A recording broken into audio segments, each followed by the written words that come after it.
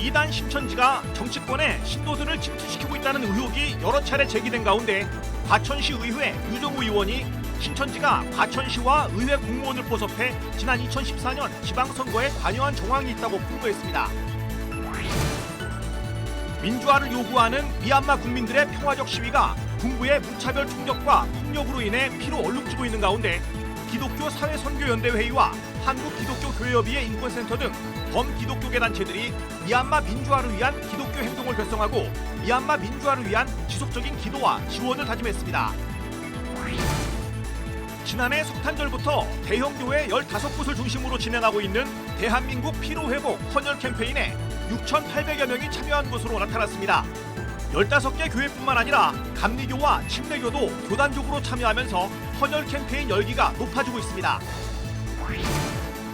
한국교회에 다양한 통계 자료를 제공하는 목회인 데이터. 오늘은 2030 세대의 세상을 보는 관점과 이에 따른 소비 태도에 대해 얘기 나눠봅니다. 여러분 안녕하십니까? CBS 뉴스입니다. 이단 신천지가 정치권에 신도들을 침투시키고 있다는 의혹이 여러 차례 제기된 가운데 이와 관련한 폭로가 또 나왔습니다. 과천시의회 류중우 의원은 신천시가 과천시와 의회 공무원을 포섭해 지난 2014년 지방선거에 관여한 정황이 있다고 주장했습니다. 이순규 기자의 보도입니다. 한국교회 주요 교단이 이단으로 규정한 신천지가 지난 2014년 지방선거 당시 신계용 전 과천시장 캠프의 신도들을 침투시켜 선거에 관여했다는 의혹이 제기됐습니다. 과천시의회 류정우 의원은 최근 열린 과천시의회 임시회 2차 본회의에서 신천지가 위장평화단체 산하의 여성 관련 단체인 쉬켄을 통해 신계용 전 과천시장 캠프에 침투했다고 주장했습니다. 류 의원은 신계용 전 시장 캠프에서 나온 쉬켄 명단을 일일이 대조하고 조사한 결과 이 같은 결론을 내렸다고 말했습니다. 이것은 어제 특별위원회에서 밝힌 2014년 지방선거 시 전임시장 캠프에서 나온 쉬켄 명단입니다. 위 명단을 일일이 대조해 본 바 위장 전입이 의심되는 사례가 있었으며 당시 과천시청 공무원 3인이 포함되어 있었습니다.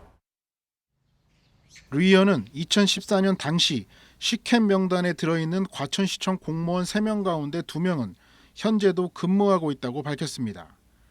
류 의원 주장에 따르면 한 명은 과천시 의회 소속이며 한 명은 보건소에서 일하는 중입니다. 류 의원은 신천지의 정치권 침투가 한두 번이 아니라고 강조했습니다.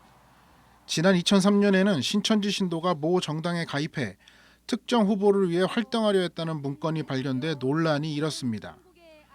류 의원은 현재 과천시에서 진행되고 있는 김종천 시장 주민 소환에도 신천지가 관여하고 있다는 의혹이 있다고 주장했습니다. 그러면서 신천지가 종교로 인정받기 원한다면 더 이상의 모략 전도를 멈추고 정치와 분리된 신앙이 중심인 종교로 거듭나달라고 당부했습니다. 신천지에게 요청합니다. 종교로서 인정받기 원한다면 자신의 종교를 떳떳하게 밝히세요. 더 이상의 모략 전도를 멈추고 정치와 분리된 신앙이 중심인 종교로서 거듭나 주세요. 류 의원은 건강한 과천시를 위해 신천지가 거듭나지 않은 이상 신천지 감시를 멈추지 않겠다고 말했습니다.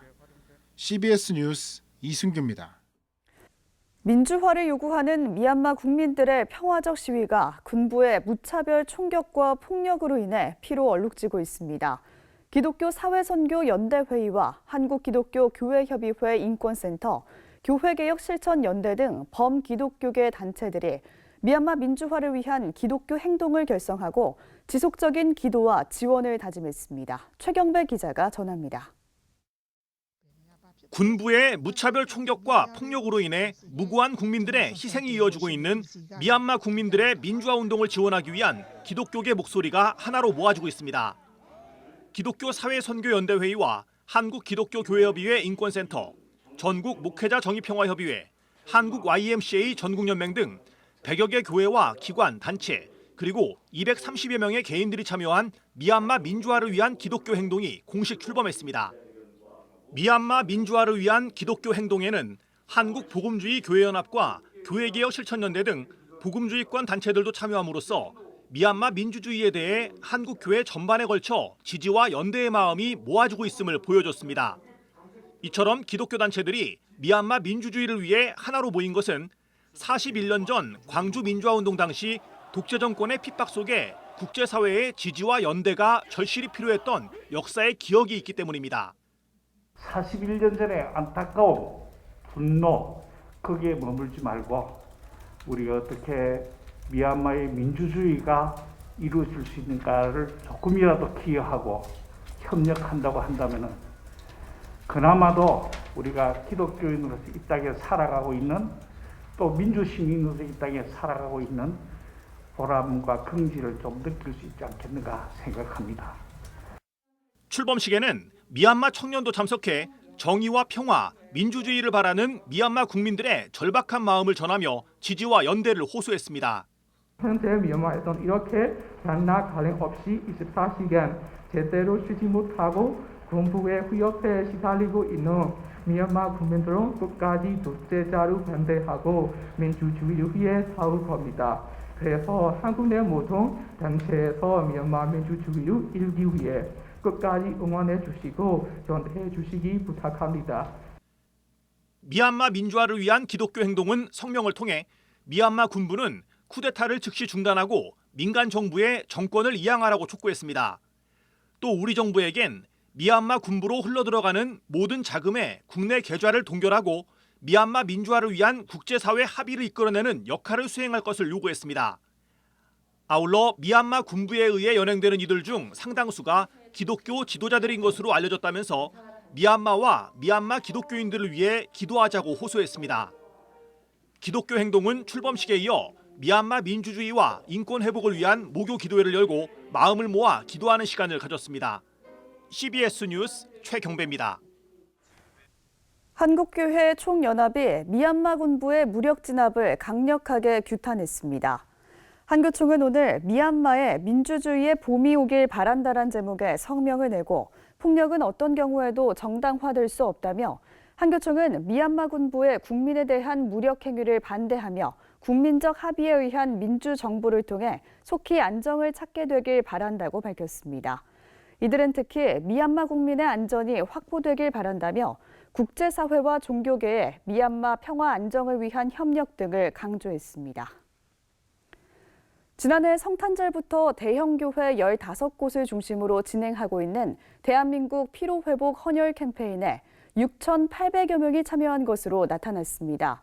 15개 교회뿐만 아니라 감리교와 침례교도 교단 차원에서 참여하면서 헌혈 캠페인 열기가 높아지고 있습니다. 고석표 기자가 전해드립니다. 주요 교회들이 참여하고 있는 대한민국 피로회복 헌혈 캠페인에 모두 6,800여 명이 참여한 것으로 확인됐습니다. 교파를 초월한 15개 대형교회 목회자 모임인 사김과 성김은 지난해 성탄절부터 시작한 헌혈 캠페인에 현재까지 참여 신청자는 6,836명, 헌혈을 완료한 사람은 4,750명이라고 밝혔습니다. 저희들이 생각하기에는 굉장히 의미 있는 숫자라고 생각이 듭니다.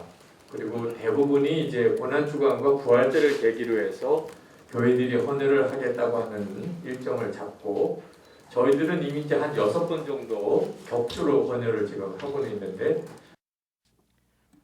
사김과 성김은 코로나19 상황에서 헌혈 참여자가 줄면서 혈액 적정 보유량이 5일분에서 2.71분, 주의 단계로까지 떨어지는 안타까운 소식을 접하고 교회들을 중심으로 헌혈 캠페인에 나서게 됐다고 밝혔습니다. 캠페인 제목은 피로 회복, 예수 그리스도의 피로 대한민국의 피로를 회복한다는 의미도 담았습니다.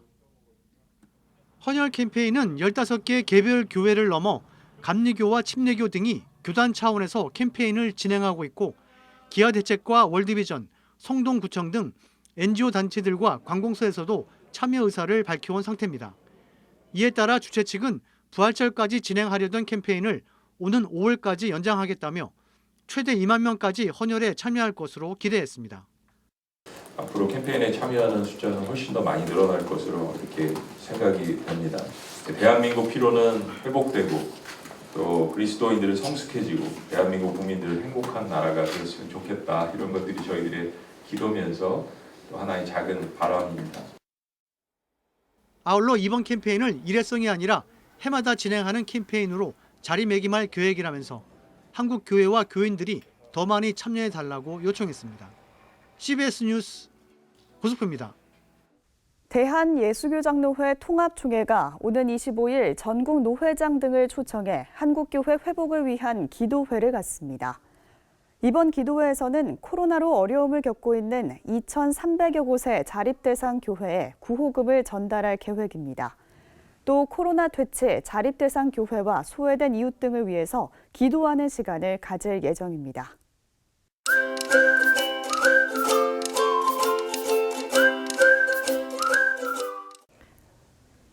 한국교회의 다양한 통계 자료를 제공하는 목회인데이터 시간입니다. 오늘은 2030 세대의 세상을 보는 관점과 이에 따른 소비 태도에 대해 얘기 나눠보겠습니다. 목회데이터 연구소 김진양 부대표 나오셨습니다. 어서 오세요. 네, 안녕하세요. 네, 먼저 2030 세대의 세상을 보는 관점, 또 인생 목표를 한마디로 표현하자면 어떻게 말할 수 있을까요? 예, 우리가 그 기성세대들은 어떤 세상을 바라볼 때 옳고 그름, 어떤 이념과 명분이라는 관점에서 바라보거든요. 근데 2030 세대는 상당히 좀 다릅니다. 예. 이들은 어떤 사회적인 것을 바라볼 때 그것이 나한테 이익이 되느냐 안 되느냐, 그리고 나의 어떤 경제적인 풍요를 얼마큼 높여줄 수 있느냐, 이런 관점에서 많이 바라봐요. 네. 이런 걸 뒷받침해 줄 수 있는 그런 데이터가 있는데요. 물질적으로 풍족해지는 것이 내 인생의 가장 중요한 목표 중 하나다라고 하는 이 질문에 대해서 40대 이상은 한 60% 정도의 그런 응답률을 보이고 있는데 20대는 71%, 30대는 74%가 응답을 하고 있어요. 그러니까 네. 이들에게 있어서는 삶의 가장 중요한 목표가 경제적인 풍요다, 이렇게 생각하고 있는 거죠. 2030 세대들이 주식 투자도 많이 하고 있다고 하잖아요. 어느 정도인가요? 예, 주식 투자하는 비율이 굉장히 높습니다. 2020년 그 자료를 보면요. 주식 투자하는 비율이 20대는 28%, 30대는 39%, 40대 38% 이런 식이었는데요. 그래서 가장 주식 투자를 많이 하는 계층이 30대였습니다. 30대. 네, 20대는 28%인데 실제 20대 가운데에서 경제 활동을 영위하는 사람들은 20대 중후반 이후라고 본다면 20대 전체에서 28%가 주식 투자를 한다는 것도 상당히 높은 수치로 이렇게 볼 수 있죠. 예, 그런데 이들이 이렇게 주식 투자를 많이 하는 이유는 뭐냐면 이들은 어려서부터 재테크된 관심이 굉장히 높아서 그렇습니다. 재테크의 관심도가 20대에서는 59%, 30대에서도 59%로 60% 정도가 나왔고요. 오히려 40대에서 나이가 들어갈수록 재테크에 관심도가 좀 떨어지는 거예요. 그러니까 특히 젊은 층이 재테크에 관심이 굉장히 높기 때문에 이들이 단기간에 많은 수익을 거둘 수 있는 주식에 관심을 많이 보이고 있는 거죠. 예, 재테크라고 하면 주식 투자 말고도 또 있지 않겠습니까? 네, 특히 요즘 문제가 되고 있는 것이 이제 집을 구매하는 거 아닙니까? 예. 아파트 투자가 많은데요. 서울에서 2020년에 구매한 사람들의 그 비중을 봤어요. 봤더니 30대가 33%로 제일 높습니다. 그러니까 2020년에 서울에 아파트를 구매한 사람들 가운데 30%가 30대였었어요. 예. 예, 40대는 28%, 50대는 18%로 오히려 적었다는 거죠. 이렇게 젊은 사람들이 그 아파트를 많이 구입하고 있는 거는 자기들이 저축을 해서 돈을 모을 수 있는 속도보다 아파트 값이 상승하는 속도가 너무 높기 때문에 이들이 영혼을 끌어모아서 투자를 한다고 그러잖아요. 이런 예. 영끌해서라도 아파트를 그렇게 구입하고 있는 것이죠. 예, 오늘 통계를 살펴보니까 2030 세대가 소비나 투자에 굉장히 적극적이라는 걸 알 수가 있었는데요. 기성세대는 이를 무조건 비난해야 되겠다, 이렇게 관점을 가지면 안 되겠죠. 네, 그렇습니다. 20, 30대가 왜 이렇게 경제적 풍요를 갈구하느냐, 왜 부채를 많이 가지면서도 주식 투자나 아파트를 구매하느냐 하는 걸 보면요. 지금 우리 사회는 경제적 양극화가 심각한 사회이고, 그리고 경제적인 자기의 조건에 따라서 사회적인 삶이 굉장히 많이 달라지는 그런 사회입니다. 즉 돈이 중요해지는, 경제적인 그 여유가 중요한 사회라는 거죠. 그러니까 이 사회에 적응하기 위한 20, 30대의 노력들이 이런 재테크와 그다음에 경제적인 것을 추구하는 것을 강화시키는 것으로 나타나고 있습니다. 예. 네. 만약에 이 30대를 이런 문제에서 비난한다면 결국은 그럴 수밖에 없는 사회 구조를 만든 기성세대의 책임이 더 큰 것이다. 이렇게 볼 수 있겠습니다. 예, 그 이면의 이유를 좀 살펴보면서 서로 이해하는 마음이 필요하지 않을까 싶습니다. 네. 오늘 말씀 여기까지 듣겠습니다. 지금까지 기성세대와는 다른 2030 세대의 소비관에 대해서 이야기 나눠봤습니다. 목회데이터연구소 김진양 부대표 함께했습니다. 고맙습니다. 네, 감사합니다. 한국교회 언론회는 최근 논평을 내고 한국교회의 미얀마 민주화를 위한 기도를 촉구했습니다. 한국교회 언론회는 논평에서 한국교회와 세계교회는 미얀마 민주화를 위해 기도하고 협력할 때라며 미얀마 시민들의 자유를 위한 용감한 행동을 지지한다고 말했습니다. 세계선교협의회도 군부의 폭력에 노출돼 있는 미얀마 교회와 사람들을 위해 온라인 기도회를 엽니다.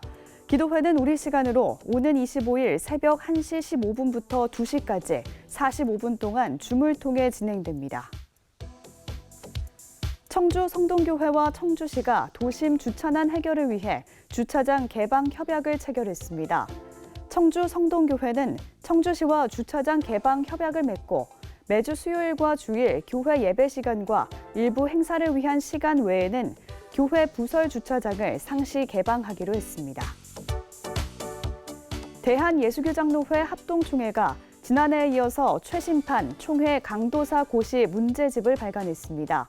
이번 문제집은 모두 4부로 구성됐으며 1부부터 3부 후반부는 실전에 도움이 되는 기출문제, 4부는 주회 설교, 논문 작성법 등을 담았습니다.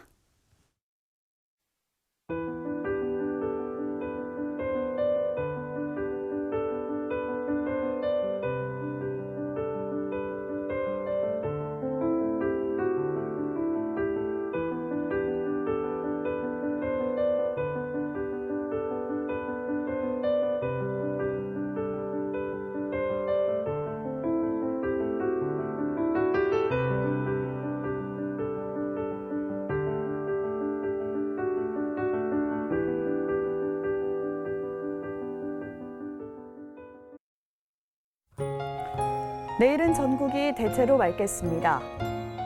내일 아침 최저 기온은 4도에서 10도, 낮 최고 기온은 11도에서 20도로 일교차가 커 건강관리에 유의하셔야겠습니다.